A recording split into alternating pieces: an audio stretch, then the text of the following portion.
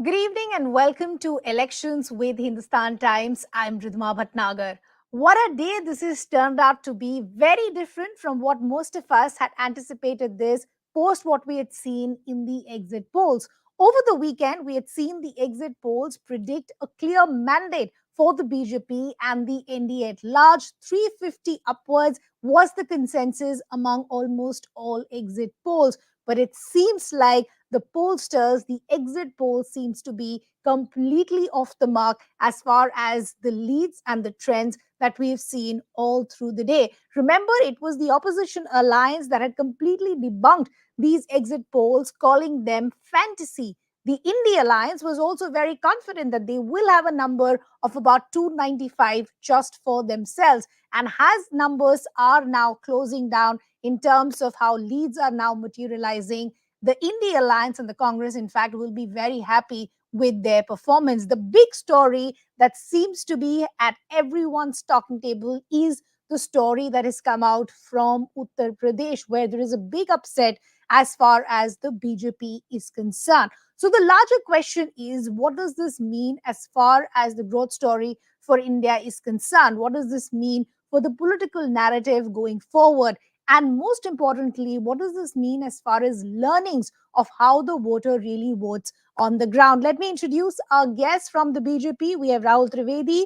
We have Shashi Shekhar Vempati, former CEO Prasar Bharati. Dilip Cherian, he's a political analyst. We have Nizam Saeed, political observer. Naresh Arora, founder, Design Box. Should have our other guests joining us in a short while from now as well. Gentlemen, always a pleasure speaking to you. Rahul ji, मैं आपसे शुरुआत करना चाहूंगी. Exit polls ने तो BJP और NDA को एक क्लियर मैंडेट, एक मेजोरिटी दिया था. उत्तर प्रदेश जैसी जो स्टेट है वहां पर बहुत होप्स थी बीजेपी की, बट अब जिस तरह के नंबर्स आ रहे हैं, काफी बड़ा झटका लगा है बीजेपी को. आप कैसे देख रहे हैं नंबर्स को? देखिए, ये चुनाव बहुत महत्वपूर्ण था और इसमें एक तरफ नरेंद्र मोदी जी के नेतृत्व में और पूरी एनडीए का एक अपना पूरा संगठन था, उसमें बाकी पार्टियां भी थी और बड़ी मजबूती के साथ ये चुनाव लड़ा गया. लगभग सभी राज्यों में, सिर्फ अगर हम उत्तर प्रदेश और वेस्ट बंगाल की बात छोड़ दें तो बाकी सभी राज्यों में एनडीए जो घटक दल है और पूरा एनडीए का जो संगठन है बीजेपी के साथ, हम लोगों ने अपनी जो उम्मीद थी उस उम्मीद के हिसाब से हमने अपने रिजल्ट भी दिख रहे हैं. ये जरूर है कि उत्तर प्रदेश में जो हमारा अनुमान था, उत्तर प्रदेश में जो हम 70 प्लस सोच रहे थे, वहां अभी तक का जो भी आंकड़े आ रहे हैं या जो भी रुझान आ रहे हैं वो उतने सकारात्मक नहीं है, हमारे फेवर में नहीं है. ये एक हमारे लिए सोचने की बात जरूर है. और दूसरा वेस्ट बंगाल, इसके अलावा पूरे भारत में जो भी हमारे एक्सपेक्टेशन थे, चाहे उड़ीसा से आप बात कर लें, कर्नाटक से महाराष्ट्र की जो पिक्चर सामने आ रही है उसके आंकड़े भी बीजेपी के फेवर में नहीं जा रहे हैं राहुल जी. अभी मैं जो महाराष्ट्र के आंकड़े देख रही हूँ, कांग्रेस के 27 प्लस नंबर्स हैं, बीजेपी के 20 प्लस नंबर्स हैं, वो आंकड़े भी बीजेपी के फेवर में नहीं जा रहे हैं.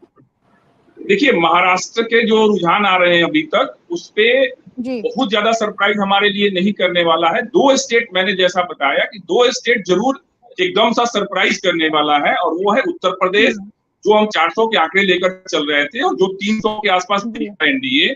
उसका सबसे बड़ा कारण ये दो स्टेट है, जिसमें वेस्ट बंगाल और उत्तर प्रदेश. ये दो स्टेट से अगर हमने जो उम्मीद की थी, जो हम 70 प्लस का उम्मीद कर रहे थे उत्तर प्रदेश से और 25 प्लस का उम्मीद कर रहे थे हम वेस्ट बंगाल से, अगर ये दोनों आंकड़े हमारे अगर हो जाते तो ऑलमोस्ट हम वो अपने 400 के करीब वाले जो हमारा उम्मीद था वो था. महाराष्ट्र से थोड़ा बहुत ऊपर नीचे हो रहा है, बट उड़ीसा में हम उससे बेहतर कर रहे हैं. जो हमने उम्मीद की थी उससे ज्यादा बेटर कर रहे हैं उड़ीसा में. मध्य प्रदेश में हम पूरा स्वीप कर रहे हैं. गुजरात में हमारा वही स्थिति है कि गुजरात में भी हम अच्छे कर रहे हैं. बिहार में भी लगभग हमारा 33, 34, 35 हम सोच रहे थे और इतने ही हमारे आंकड़े रहेंगे. तो ये चुनाव कुछ ऐसा था, तीसरा टर्म था मोदी जी का.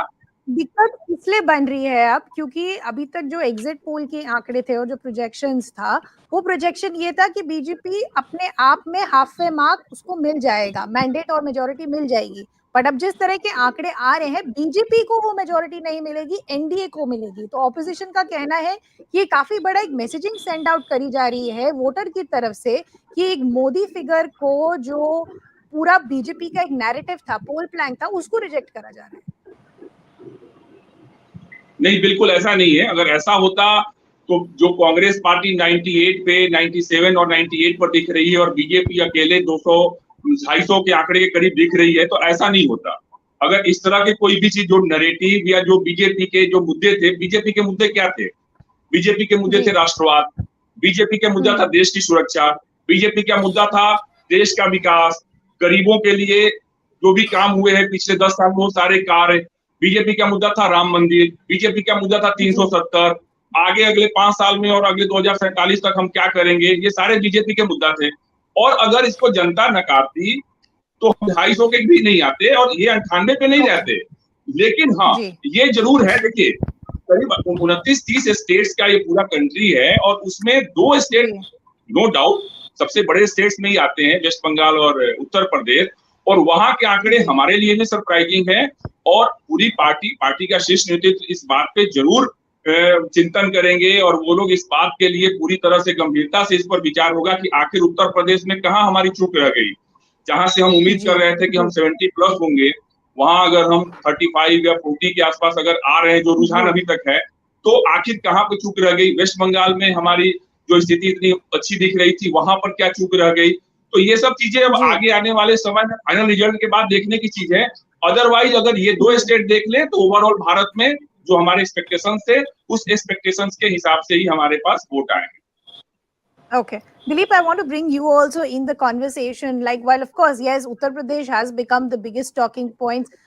More than the BJP, I don't think even the opposition was expecting the kind of numbers that they have seen. But more than that, the biggest takeaway is that the BJP is not being able to get majority on its own, which means that we are mostly headed towards a coalition government, something that we've not seen in the last 10 years. How is that going to pan out for a narrative where the BJP has been essentially only very satisfied with its own power? So now the big question is how the alliances will be incorporated in this coalition government. Will everyone really have a say? How is the power tussle really going to play out?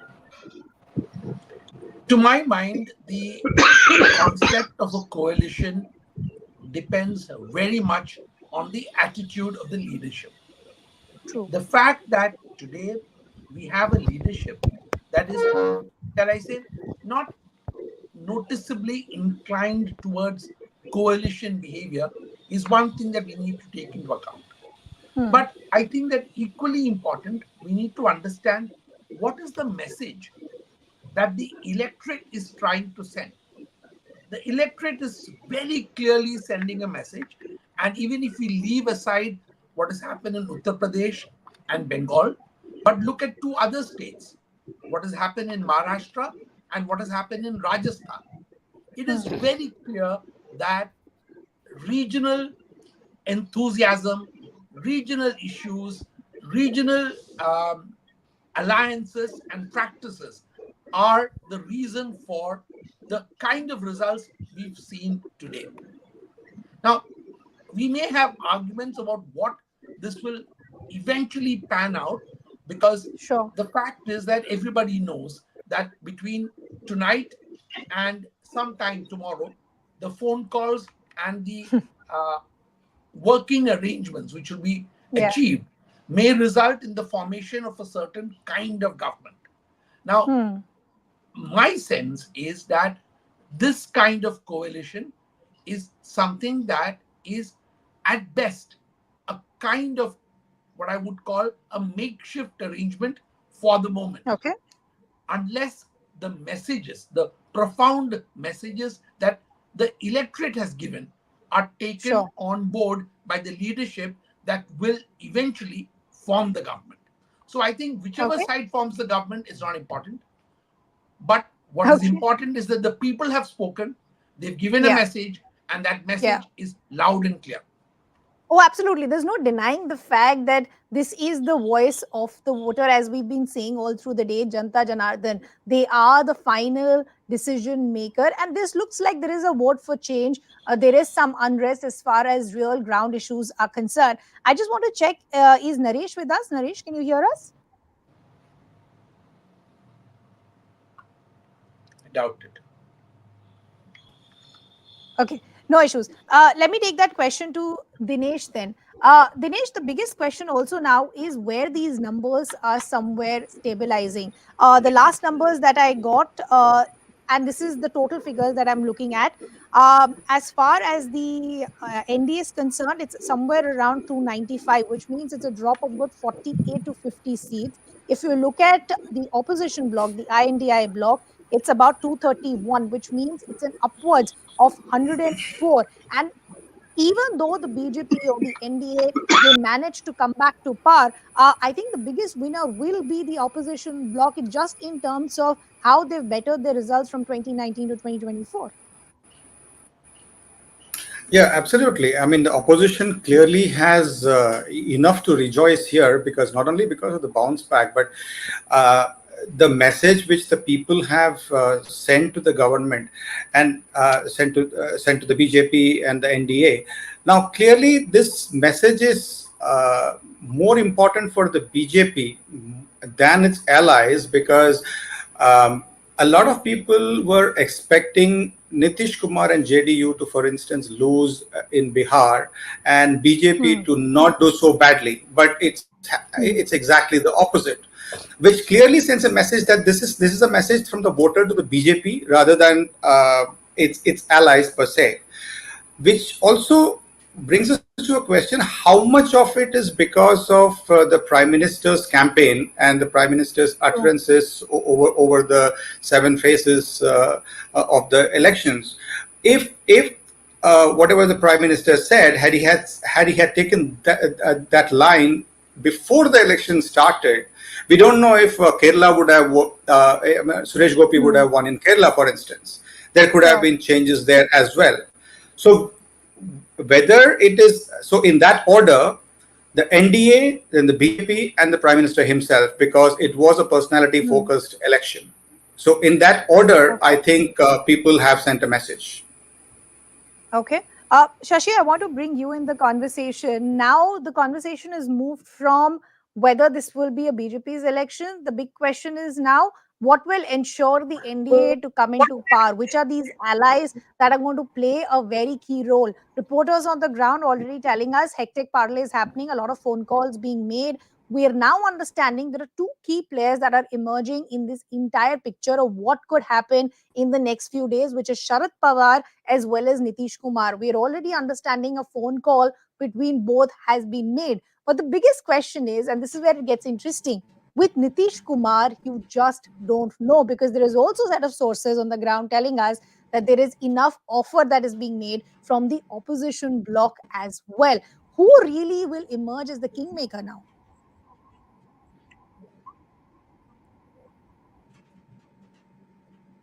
Shashi, can you hear us?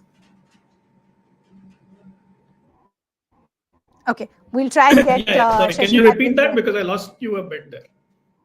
Okay, Shashi, I was essentially saying that now the big question is, and this is how the conversation is changed. If we are looking at a coalition government, which are these key players that are going to play a very, very crucial role? Two names that are emerging are Sharad Pawar, Nitish Kumar, of how hectic parlays are being made from either sides. There is enough being offered. Is Nitish Kumar somebody who could actually completely turn the game around? I don't think so, because see, in this case, it is a pre-poll alliance, and the pre-poll alliance is well past the 272 mark. Both Mr. Nitish Kumar and Chandrababu Naidu have state governments to run, so I don't foresee a scenario where there is any such parlaying that's going to happen. I think the NDA as a coalition will form the government with Mr. Modi as the prime minister. I don't see any uncertainty on that front. What perhaps may have to change, of course, is the complexion of the mandate, given that the BJP as the single largest party is well below the 272 mark. So obviously there has to be a adjustment in terms of the agenda, the manner in which the coalition government is put together. But I don't foresee any such scenario where things change, because look at the other side, right? You don't have a single poll party. The largest party is less than 100 seats. So there is no stable formulation on the other side. Interesting. Dilip, I also want to bring you in the picture. Uttar Pradesh, of course, was one story. The other story was Maharashtra, where again the pollsters seem to be far off the mark. Now, if you look at the numbers that are somewhat stabilizing, it's about 27 to Congress plus and 20 to BJP plus, nowhere close to what the pollsters had predicted. Now, many reporters on the ground had been saying that what was happening in Maharashtra was unstable, with the likes of Eknath Shinde, when we'd seen the entire revolt that had happened, two deputy chief ministers coming in, and this was bound to happen. The larger question is, how did all the pollsters miss this? I think because of the fact that they were not listening and did not want to listen to the voices on the ground.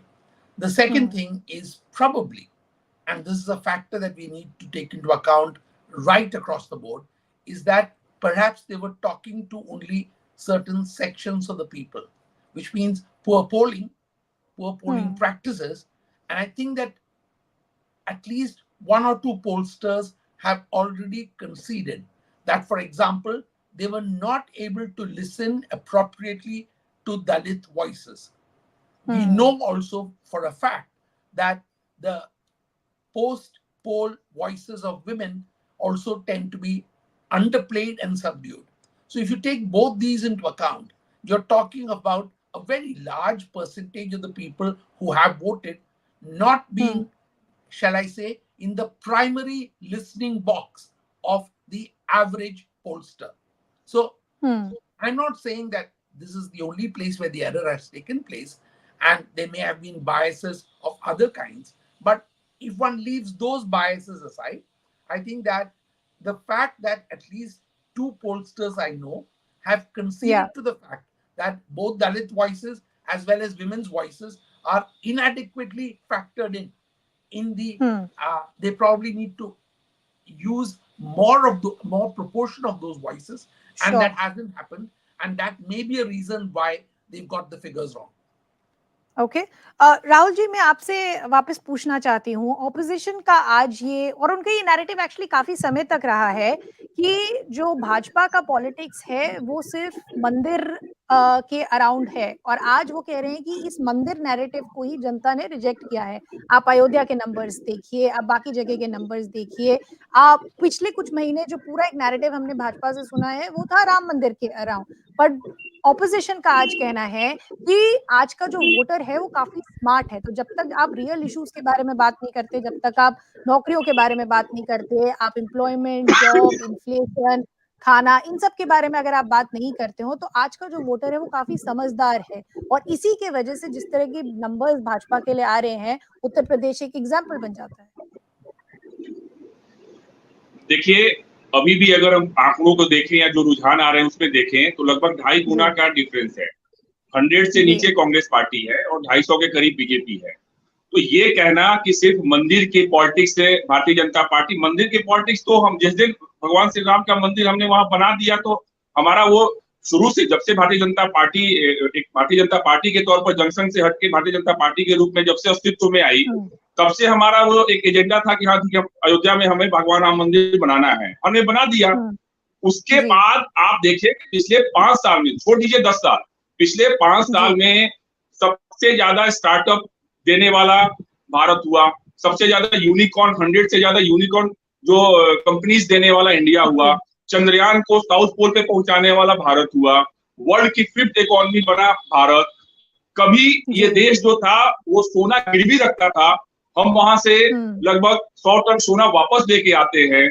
हमारी GDP का जो projection है वो 8.2% है। आज आप Sensex देखिए, किस हालात पे है, किस तरह के इंफ्रास्ट्रक्चर डेवलपमेंट हो रहे हैं देश में। रेलवे आप कह रहे हैं वो बात सही है, पर ऑपोजिशन का ही कहना है, और काफी लार्जली हद तक एक्सपर्ट्स और वोटर्स का भी ये कहना है कि ये सब एक हेडलाइन के तौर पे बहुत अच्छा लगता है, पर जो रियल इश्यूज हैं, आप भी ये डिनाई नहीं कर सकते हैं कि इन्फ्लेशन बढ़ता जा रहा है, अनएम्प्लॉयमेंट का गैप भी बढ़ता जा रहा है। तो कहीं ऐसा लग रहा है काफी लोगों को, एक्सपर्ट्स को और ऑपोजिशन को, कि भाजपा का जो पूरा फोकस था वो किसी तरह से चूक गया है, कि उनकी मिसप्लेस्ड प्रायोरिटीज थी।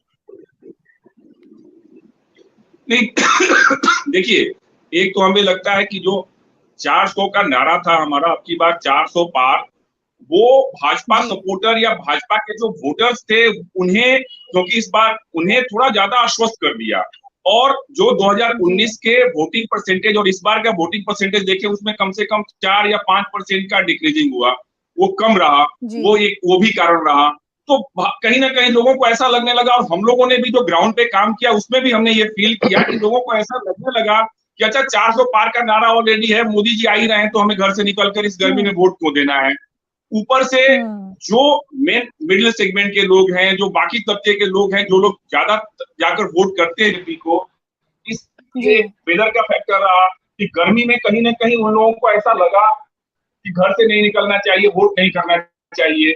और ओवरऑल जो भी सिनेरियो, जो भी कारण रहा, उस पे भारतीय जनता पार्टी का जो शीर्ष नेतृत्व है, जो थिंक टैंक है, वो जरूर विचार करेगी कि कहीं ना कहीं हम अपने को जनता से और वोटर से क्यों नहीं कनेक्ट कर पाए, कि जो हमारे एक्सपेक्टेशंस थे 370 का या 300 प्लस का। वही मैं कह रहा हूँ कि सिर्फ और सिर्फ उसके लिए ये दो स्टेट बहुत बड़ा फैक्टर है, उत्तर प्रदेश और West Bengal. Self-reflection as well to try and understand where this lag has been. We also have Nizam Faujdar, General Secretary and spokesperson of the KPCC, also now joining us. Nizam, good to have you with us. Always a pleasure speaking to you. You will be pretty pleased with the kind of numbers that you are seeing, because this is something that even the pollsters had not predicted. The opposition bloc had been saying that it will be 295. It's not 295. It's quite short of that. But at 231, if these numbers do hold by the end of the day, you will be pretty happy with your performance. No, we are extremely happy that the people of the country have stood by the issues, narrative, and the basic problems of the people. They have not gone by the divisive politics of the BJP. The gentleman who was speaking right before me was talking about the fifth largest economy. He said that we went to the Chandrayaan, to the moon through the Chandrayaan, and so forth. These are absolute rhetoric. Let me tell you why. We have 80 crore people who are waiting for the 5 kg rice or the wheat from the government. It only means that, that 80 crore people are so poor in the country that if it is if the largest economy in the world, or the fifth economy in the world, or the third economy in the world, doesn't really matter. It all that matters is, are we giving enough capability? Do we have enough empowerment to the people on the ground? Are the families across the country are having a good life? Are they having a secure life? Now, ILO says that 85% of the people who are unemployed in the country are youths. It means that, if somebody was 23 years old when he was in 2014, in 2024 he's become 34, 35, and he's beyond the age of, getting a secure job. It means that you have spoiled the lives of so many hundreds and thousands of people, crores of people who aspired for a great living. अच्छे दिन के लिए जिन्होंने vote डाला था 2014 और 2019 में, आज वो बेघर हैं, आज वो नौकरी नहीं पाते हैं। 300 रुपये कहा था उन्होंने, 300 रुपये से कम कर देंगे सिलेंडर, लेकिन आज it's 1,100 rupees. So now overall it is like this. See, let me tell you, the BJP has lost its moral ground, and it's a defeat to the BJP. जो मुजरा करवाना चाह रहे थे, the मंगलसूत्र जो बिकवाना चाह रहे थे, जो भैंस बिकवाना चाह रहे थे, ये जो संपत्ति जो है किसी को आदि बांटना चाह रहे थे, इनकी हार हुई है। इसलिए मैं कहता हूं कि इतना कॉन्फिडेंस भी नहीं हो जाना चाहिए कि आप लोगों से जुड़ना ही खत्म हो जाए, और लोगों से इतनी दूरी बन जाए कि आपकी बात ही ना लोगों को समझ में आए। यूपी का उदाहरण, that there was a lot of rhetoric on the ground and it was very different from the ground reality, and that is why this lag was created in terms of the numbers that we are seeing. Nisam Saeed, I also want to understand from you in terms of the developments that are happening as we speak. Other than these phone calls that are happening between the NDA partners who can actually stitch up an alliance. Can I just give one second? Yeah. Can I just add? Now, the biggest question in the nation today is, who wants to ride the monster? Who wants to ride the monster? 242. उसको अलग कर दीजिए और सोचिए बाकी कितने हैं, आपको जवाब मिल जाएगा। Okay. Nisam, just stay with us. I want to get Nisam Saeed also in the conversation. And Nisam Saeed, of course, as we said, on both sides, there are a lot of hectic parlays happening. for the BJP and the NDA, they want to ensure that all their alliance partners are intact. So all those calls are being made to say that do we have your support or not to get that majority figure. But even as far as the Congress is concerned, it's very interesting. Over the last 1 hour, there has been certain complaints that have been made by the Congress leaders to Election Commission, and their allegation is that the voting intentionally has been slowed down. Are you hearing something similar on the ground? Yeah, it seems Jairam Ramesh has made a complaint that counting in certain constituencies in Uttar Pradesh has been purposefully delayed. A delegation of the Congress party has gone and met the Central Election Commissioner. They have formally conveyed the complaint, and no action has been yet been reported. So I don't know what's happening from the part of the Election Commission. But there are certainly quite a hectic activities going on between certain players in the fray. The two key players, I think, are Chandrababu Naidu and Nitish Kumar. Nitish Kumar, it seems, has refused to meet his own deputy chief minister, who wanted a letter from him ensuring Okay. support for the Modi government. Also, uh, he has spoken to Sharad Pawar, and that sends some message. It seems Sitaram Yechury is in discussion with Chandrababu Naidu. He has Okay. offered Chandrababu Naidu to give Andhra Pradesh special status, and Okay. that has been one demand Andhra Pradesh has been demanding for the last 10 Yeah. years. And Sitaram Yechury has offered uh, special status to Okay. Andhra Pradesh. Okay. Modi had refused to give it in 2018. He had walked out of NDA due to that. So if somebody offers him that, that would be a good justification for him to leave the NDA ship. Okay. So no final So you're answers saying have been. everything is still pretty fluid. If there is It's very enough it's that quite is fluid. being It offered is by the quite fluid. The opposition, situation is quite fluid. then the And also I alliance, hear, as and the alliance will not be also as I hear confident as the BJP and the NDA would be And I hoping it to also be. But hear there are certain yeah, developments in BJP. It's within BJP itself. okay, The leadership of Modi himself may be questioned. Now that Modi is not able okay, to deliver majority to BJP, his leadership okay. maybe is in question. There are Yeah, certain so key that's players what I and wanted to also. discuss with Dilip also. Dilip, this was a make or break election in terms of, let's put it as an ego boost for both sides. For the BJP, of course, they were looking at a historic mandate for the Prime Minister to come back for a third term. The kind of narrative that we were hearing from the BJP spokespersons, up till the exit polls was that he will become, with the leader with the largest reign. He will overtake the other leaders in the past, and that just shows India's position globally. Also, India has become a very well respected leader, and all of that has happened because of Modi. Their entire poll plan for the BJP was around one man. These numbers, when you see a dip of almost 50 as far as the total tally is concerned, that's going to be a big dent as far as brand Modi is concerned.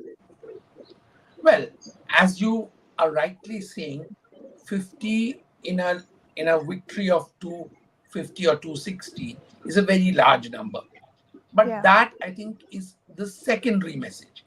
The primary message is that perhaps the issues and the big platforms of India being relevant on the global stage, India being a mega economy, etc., were not issues which resonated on the ground.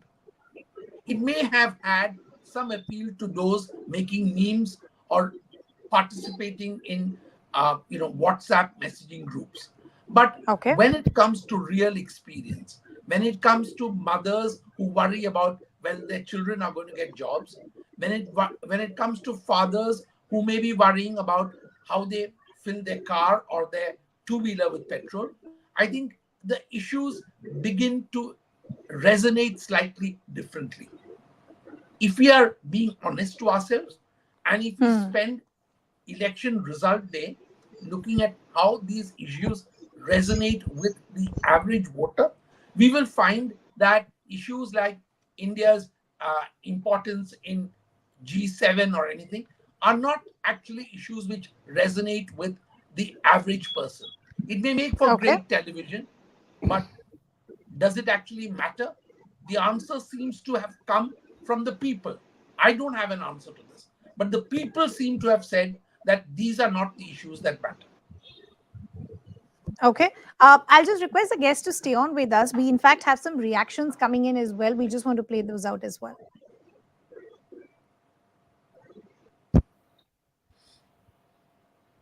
को धन्यवाद देना चाहता हूं। उन्होंने आशीर्वाद दिया है कि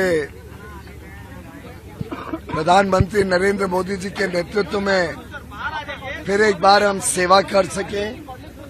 अभी तक के अनुमान के हिसाब से लगभग 1.25 लाख वोटों से उत्तर मुंबई में भाजपा आगे है और अगर ये ट्रेंड कंटिन्यू किया तो मुझे लगता है कि उत्तर मुंबई की सीट अवश्य भारतीय जनता पार्टी जीतेगी। हमीरपुर संसदीय क्षेत्र की जनता का जिन्होंने 5वीं बार रिकॉर्ड मतों से फिर विजयी कराया है, मेरे अगले 5 वर्ष भी समर्पित होंगे हिमाचल हमीरपुर संसदीय क्षेत्र के लिए, गरीब कल्याण के लिए, यहाँ के विकास के लिए। और मैं कहना चाहता हूँ आदरणीय प्रधानमंत्री जी का बहुत बहुत आभार, आदरणीय राष्ट्रीय अध्यक्ष जी का, माननीय गृह मंत्री जी का, रक्षा मंत्री जी का, माननीय नितिन जी का, सबका बहुत बहुत आभार, धन्यवाद। जो पार्टी के वरिष्ठ नेताओं ने अपना आशीर्वाद मुझ पर दिया है और आगे भी देंगे, इसके लिए मैं उनका बहुत बहुत आभार प्रकट करता हूं। मुझे लगता है बीजेपी फिर एक बार 300 पार करके अपनी सरकार बनाएगी, एनडीए 300 पार करेगा और फिर एक बार मोदी जी के नेतृत्व में भारतीय जनता पार्टी एनडीए की सरकार बनेगी। Fourth blessing, and of course I will do my best to be worthy of that trust and to serve them well. I might add that while the World T20 is going on in the US and the West Indies, the Super Over was here. It was a very tight race, and let me congratulate my two rivals, Rajiv Chandrasekhar and Pannian Ravindran, for having put up such a spirited fight that it became such a close contest. The BJP focused very, very hard on Thiruvananthapuram as also on Thrissur.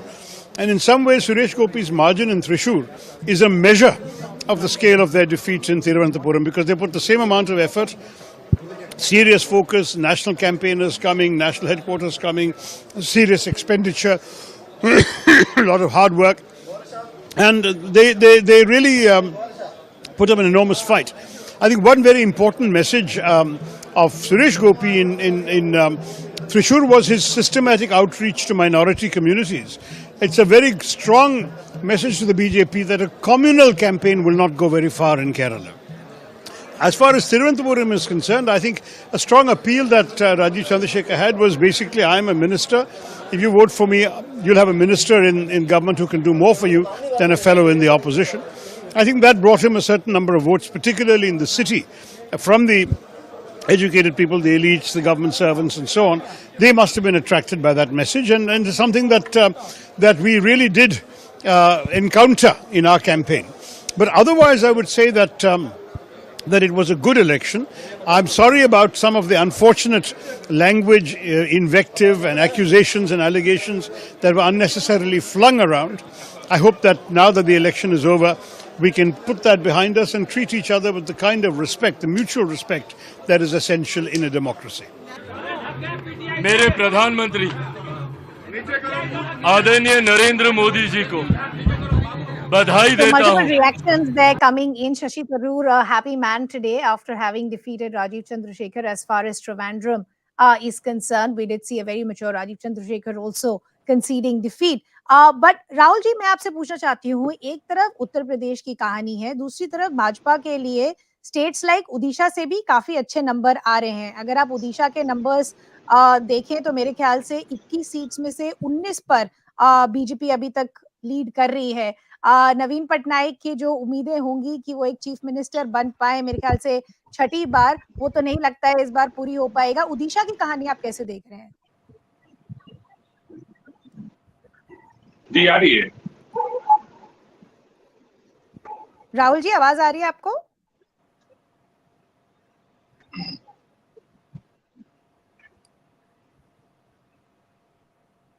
Okay, we'll just try and reconnect with Rahul. But Nizam, I want to bring you in and I want to talk to you a little as far as the Karnataka picture is concerned. Now, a state like Karnataka and Rajasthan typically have had a rotational government where after every 5 years, we do see a different government come in.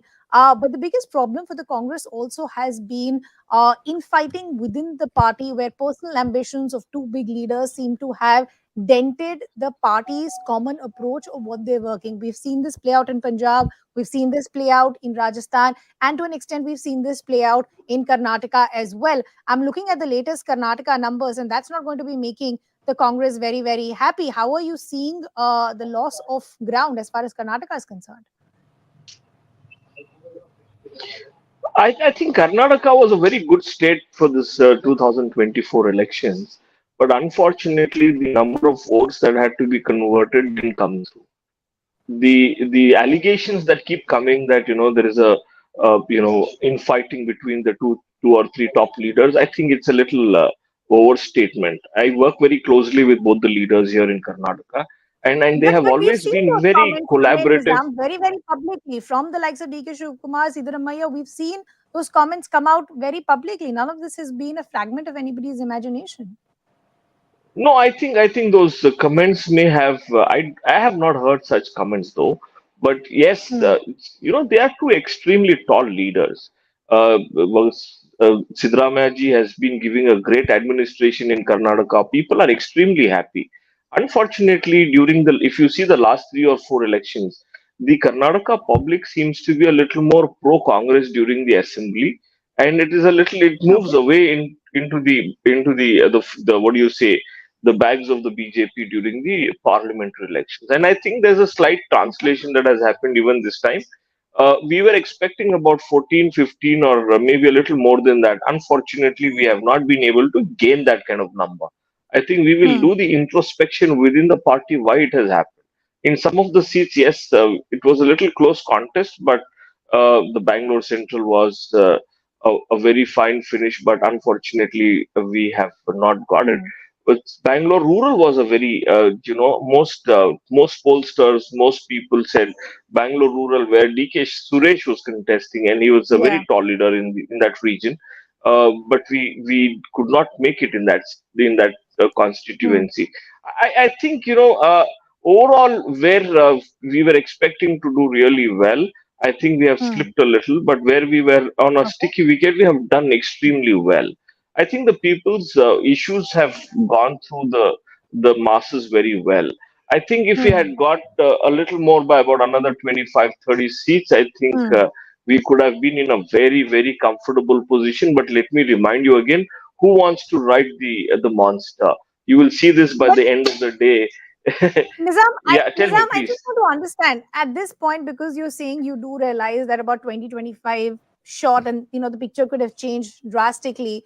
The biggest concern and criticism against the Congress has been that even though you were part of this larger I.N.D.I.A bloc, it was the BJP and the Congress that had those crucial fights in major of the seats. So the expectation was that the Congress will have to do a big sense of that heavy lifting as far as if you need to get close to that majority figure. But the criticism against the Congress has been that they react very late in the day, specifically when you're up against an aggressive machinery like the BJP. So there is always a very late reaction. Take Amethi, for example. There was a lot of back and forth. There was a lot of suspicion of whether we'll see a Gandhi name there or not. And today you have Smriti Irani trailing from Amethi. So does the Congress internally feel that these decisions could have been taken better and well in advance? No, let me tell you, the politics of Congress party and a mature party, I would rather say in the mature politics that runs in the country, if you start reacting to the situations where BJP throws on you on a daily basis or on an hourly basis, you start reacting to that, then it becomes a little more commotion. I think, Congress party that dwells into situations in a little deeper way, understands and then responds. We do not react to the situations, we respond to the situation.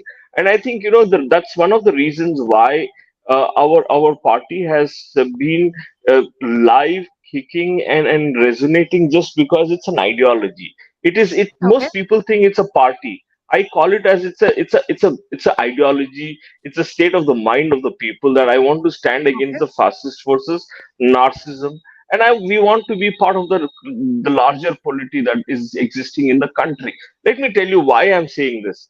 See, in the last 10 years, if you put your hand on the heart and think what went in the last 10 years is that, we started hating each other. We Okay. started being very fearful.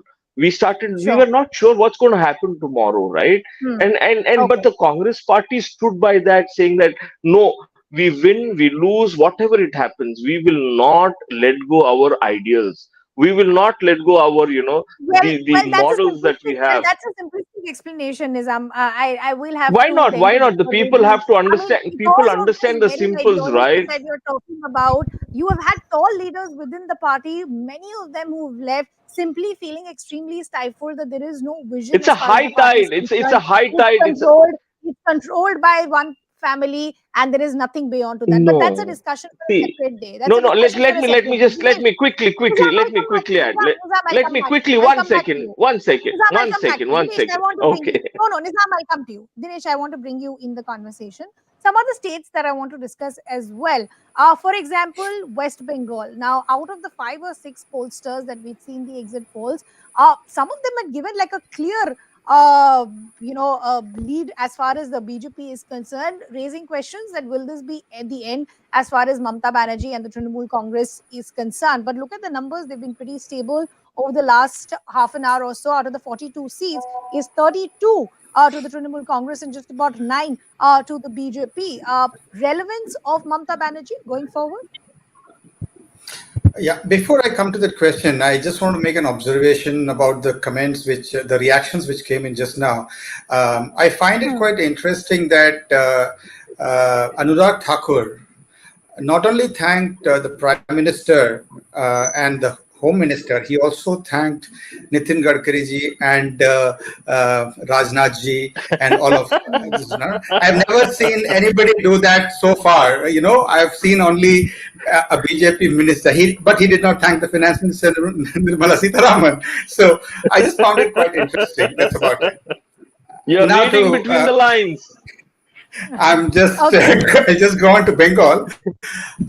See, this is the same point, an extension of what I was saying earlier. If what the Prime Minister Modi's campaign had it come earlier in Kerala would or in the south, would the results have been slightly different?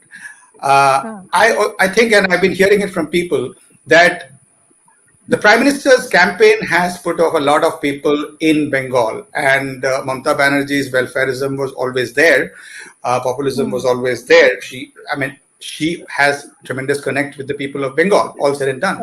To break into that, it needed something special from the BJP, which they were not able to deliver. Instead, what they delivered to the people of Bengal was a very polarizing campaign with a lot of sharp words. Now, this is not something which from the people I've spoken to in Bengal. That's not what people like to hear in Bengal, and it's that probably has gone against the party there. So a combination of these two factors, obviously. And earlier, when the elections began, it was a toss-up, and it was not as if TMC was going to be wiped out or anything like that. But people were still saying that BJP might make some gains, but it has happened exactly the opposite. Yeah. Dilip, So I I want to guess bring it you was part of the also. campaign. Yeah. Dilip, I want to bring you in for the other very interesting trend that emerged from the exit polls, which completely seems to be the opposite in the numbers, which was whether the BJP will be able to make inroads down south, specifically the state of Tamil Nadu. Now, Annamalai was seen as this poster boy, and there was a lot of hope that BJP will be able to change its fortunes for Tamil Nadu. But just look at the numbers; it's zero. DMK plus is 39, so which means it's 39 on 39. What is it that is making so difficult for the BJP to have some sort of crack or some sort of breakthrough as far as states like Tamil Nadu is concerned? I think the most witty trope on Annamalai was the one which did the rounds this morning of his getting one vote in a One particular vote. Yeah. booth. But the humor aside, I think that the kind of arrogance, the kind of language he used, the kind of intemperate attitude towards leaders in general and towards almost the entire external world based on his pedestal was something that I think that the people of Tamil Nadu found grating. Now, as a technique to draw attention to himself, given that the party had zero there, may have been a tactic to get attention. But there's a big difference between attention and retention of interest in the person. Attention is something which can last for a minute, for an hour, or for a day.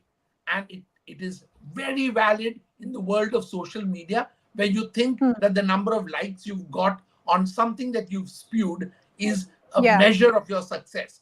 Does that translate into votes? Clearly, the answer is no. Have they made the effort? The answer is yes. Have they made the investments? The answer is yes. Has money been spent? The answer is yes. So clearly, it was something else which was missing. And that is what we are trying to figure out and fathom. I think that will be interesting to understand once we have a clear picture and once a post-poll alliance is done to try, a post-poll analysis is done to try and understand where these lags have been and what was the issue that seems to have led to these numbers. Rahul ji, मैं आपसे भी ये सवाल पूछना चाहूंगी, जो तमिलनाडु के जो नंबर्स अब दिखा रहे हैं, बीजेपी का खाता नहीं खुल पाया है तमिलनाडु में. बीजेपी की काफी उम्मीदी थी कि इस बार वो कोई खाता खोल पाएंगे. अन्नामलाई जैसे लीडर्स ने काफी अग्रेसिव कैंपेनिंग भी करी थी, पर ऐसा क्या है जो दिक्कत बार बार बीजेपी को आ रही है कि खाता खुल ही नहीं पा रहा है?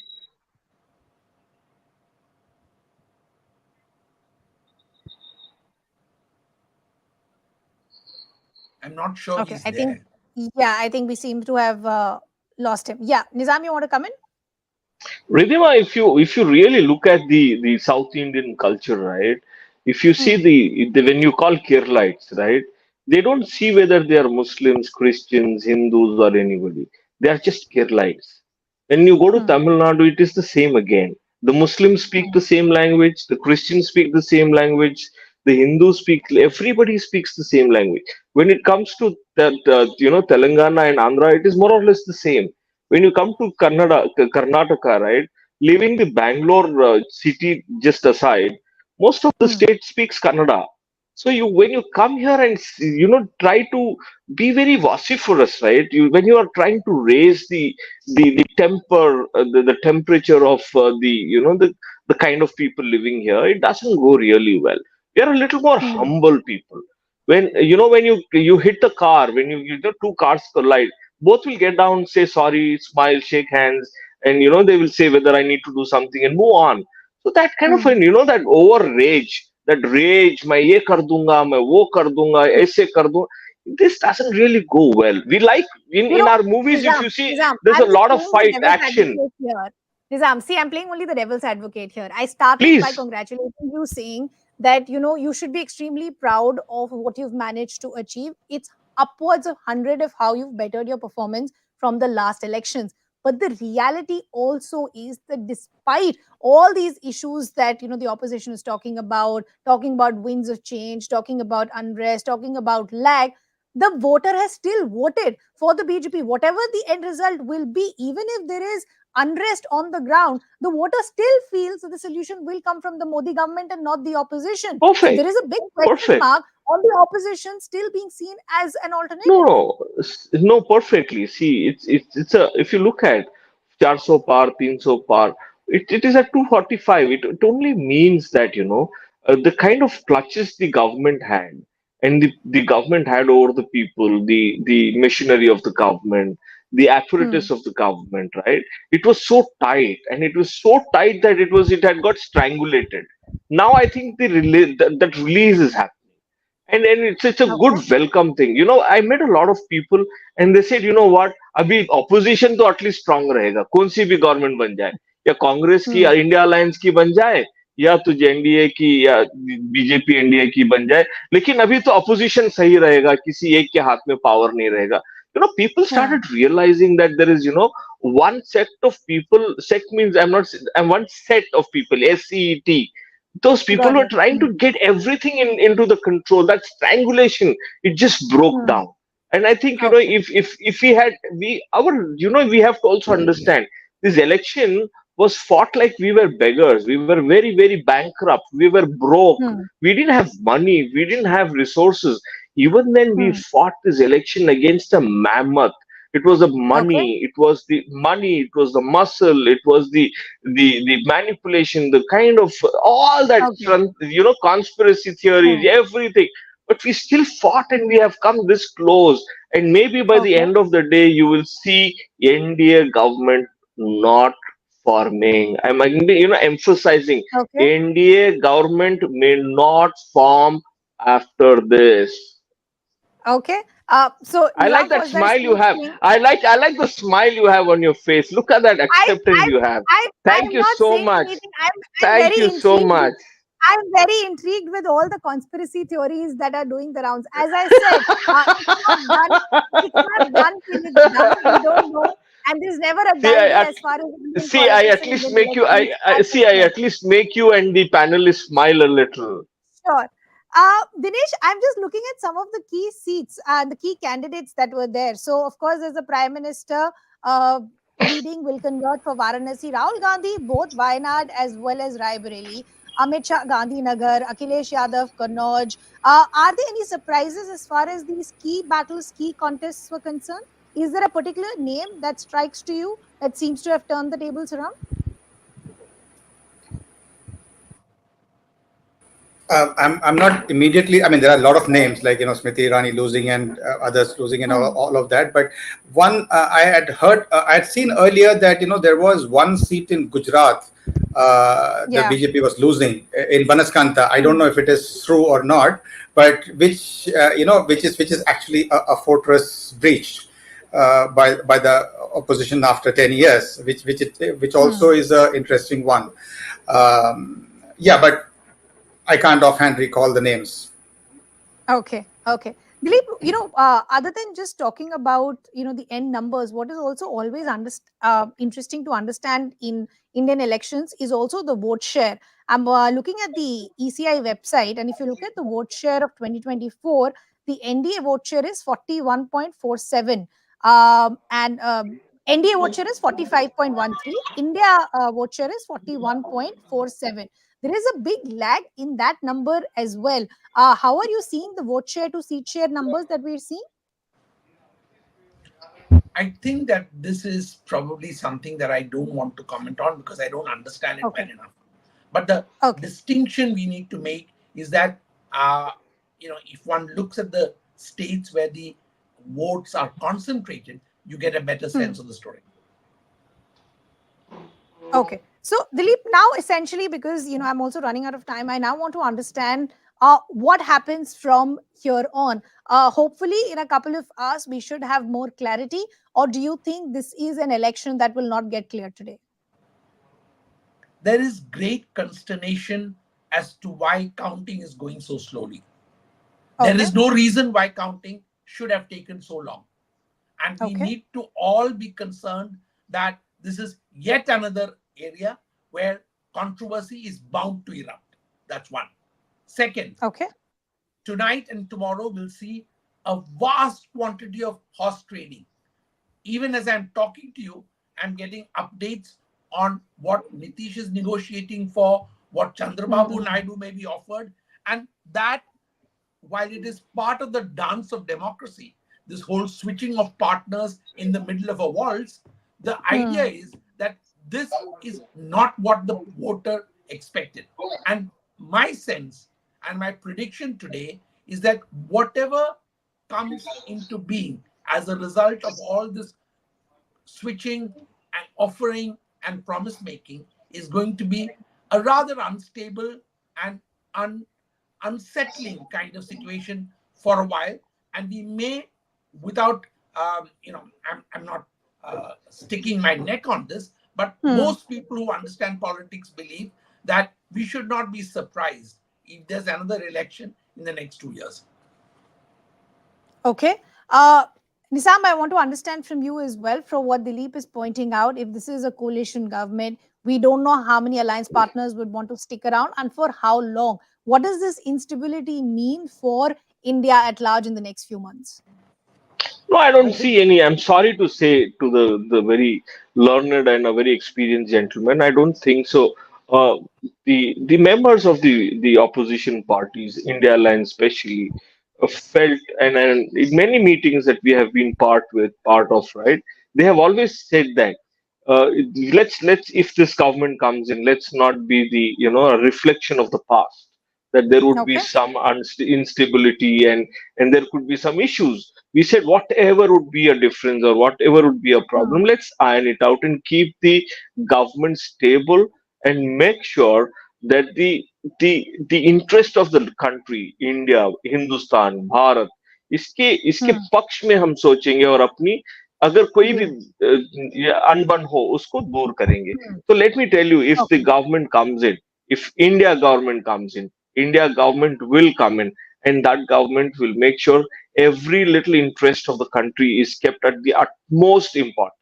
And let me tell you Okay. again, stable, stable, stable. Okay. Okay. So Nizam, for they're still very optimistic that there is enough for tables to turn and the India Alliance to come in and form the government. But the big takeaway really is that the BJP will miss the majority mark on its own. Even for the NDA, the figure will be shy of 300. What will really unfold in the days to come, as I said, you never know till it's finally done. And there is never really a dull day in Indian politics. Gentlemen, it's been a pleasure chatting with all of you. Thank you so much for taking our time and joining us.